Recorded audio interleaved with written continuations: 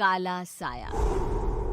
यूं तो बनारस घाट अपनी खूबसूरती के लिए बहुत प्रचलित है, पर घाट के किनारे कई राज लिए बैठे हैं। ये कहानी शुरू होती है बनारस के घाट के पास बने ममता निवास से, जहाँ प्रिया लाल जोड़े में ममता के घर उसकी बहू बनकर आती है। आओ आओ बहू, घर को अपने पैरों से पवित्र करो। ममता घर की दहलीज पार कर ही रही होती है कि अचानक एक बहुत गंदी सी बास पूरे घर में फैल जाती है।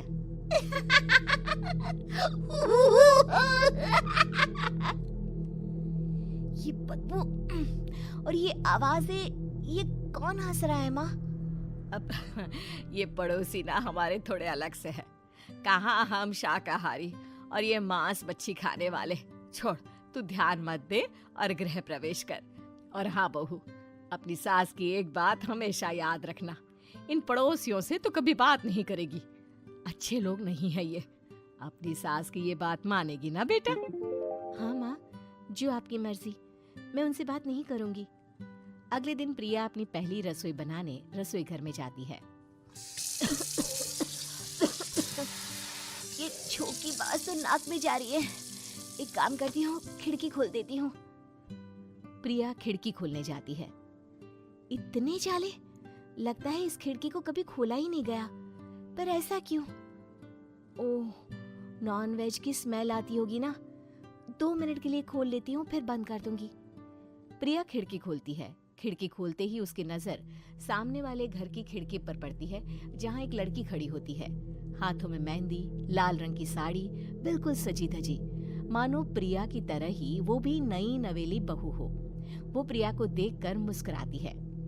हे भगवान, माँ ने तो इनसे बात करने को मना किया था। प्रिया फौरन ही खिड़की बंद कर देती है और तवे पर चढ़े रोटी की ओर देखने लगती है, पर वहाँ रोटी न होकर मछली पड़ी होती है। ये क्या? पहली ही रसोई में इतनी बड़ी गलती। हे भगवान, अब मैं क्या करूं? प्रिया बहुत डर जाती है और फौरन रसोई की सफाई करने और फिर सभी के लिए खाना बनाने लग जाती है। जब वो सबको खाना परोसती है, सब तो ठीक है, मैं बेकार में चिंता कर रही थी। हे भगवान, ऐसे ही बस अपनी कृपा बनाए रखना। रात के वक्त जब सब सो रहे होते हैं, तब प्रिया को पायल की आवाज सुनाई देती है, जिससे उसकी आंख खुल जाती है। ये पायल की आवाज कहाँ से आ रही है? प्रिया उठकर उस आवाज के पीछे छत की सीढ़ियों तक जाती है। तभी उसे बच्चे के रोने की आवाज आती है। प्रिया छत पर जाती है तो क्या देखती है?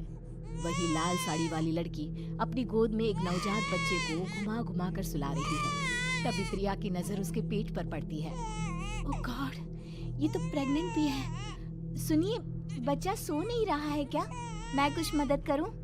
नहीं नहीं, आपके घर वालों को अच्छा नहीं लगेगा, मैं संभाल लूंगी।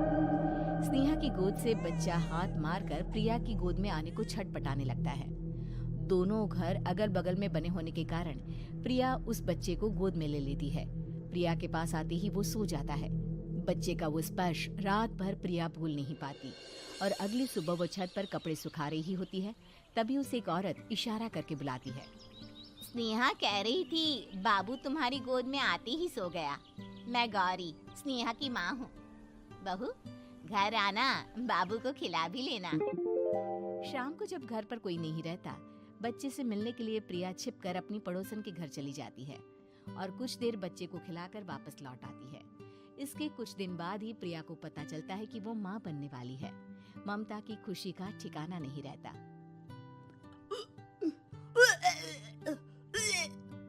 माँ जी, पता नहीं क्यों उल्टी आ रही है। प्रिया भागती हुई वॉशरूम में जाती है तो हरे और लाल रंग की उल्टी करती है। उस उल्टी में से कीड़े निकलते हैं। ये क्या? खून और ये कीड़े! माँ! माँ! प्रिया की आवाज सुनकर ममता दौड़ कर आती है, पर बेसिन में कुछ नहीं होता। प्रिया हक्की बक्की रह जाती है। ये सब क्या हो रहा है? प्रिया घबरा जाती है और अपने कमरे में जाकर सो जाती है। डर के कारण वो इतनी थक जाती है कि उसकी आंख लग जाती है। तब उसे ऐसा लगता है उसके पेट पर मानो कोई बैठा हुआ हो। कौन हो? प्रिया के पेट पर एक 5 महीने की बच्ची बैठी हुई थी, जो बुरी तरह जली हुई थी। माँ, तुम ही मुझे लाई ना अपने पेट में। मैं तुम्हारी माँ नहीं हूँ। कौन हो तुम? माँ, देखो मैं जल गई बुरी तरह से। 6 महीने पेट में रहने को भी मुझे नहीं मिला। सहला दो ना माँ। बचाओ, बचाओ, माँ। ममता दौड़कर कमरे में आती है। प्रिया की बातें सुनकर वो सब समझ जाती है। तू कहीं बगल वाले घर में तो नहीं जाकर आई ना बहू? मुझे माफ कर दो, मैं गई थी माँ। उस घर में सब मरे हुए हैं बहू। कई साल पहले स्नेहा उस घर में बहू बनकर आई थी। कुछ ही दिन में वो एक बच्चे को जन्म देने वाली थी। पूरा घर बच्चे के आने की खुशी में खोया था कि एक दिन अचानक उस घर में आग लग गई। सब बुरी तरह जलकर मर गए। गौरी आज भी दादी बनने का इंतजार कर रही है और इसीलिए स्नेहा ने अपना अजन्मा बच्चा तुम्हारी कोख में डाल दिया। ममता ये कह रही होती है कि पीछे से उसके पैरों को एक बच्चा पकड़ लेता है। दादी, दादी। माँ, स्नेहा की गोद में यही बच्चा था। ये बच्चा कौन है फिर? तेरी मौत है। तेरी भी दादी। जिस चीज का ममता को डर था वही हो गया। ममता निवास के ऊपर मौत ने चादर बिछा दी थी। प्रिया का पेट ऐसे बढ़ जाता है मानो 9 महीने का हो। 2 हाथ उसके पेट से बाहर निकलते हैं। बहू, संतोष को फोन कर, किसी पंडित जी को बुला बहू। प्रिया का पति भागता हुआ घर आता है। ये तो होना ही था माँ। तेरा पाप तेरे सामने आ गया तो तू सह नहीं पा रही है। स्नेहा घर में आग लगी नहीं थी, माँ ने लगाई थी प्रॉपर्टी की लालच में।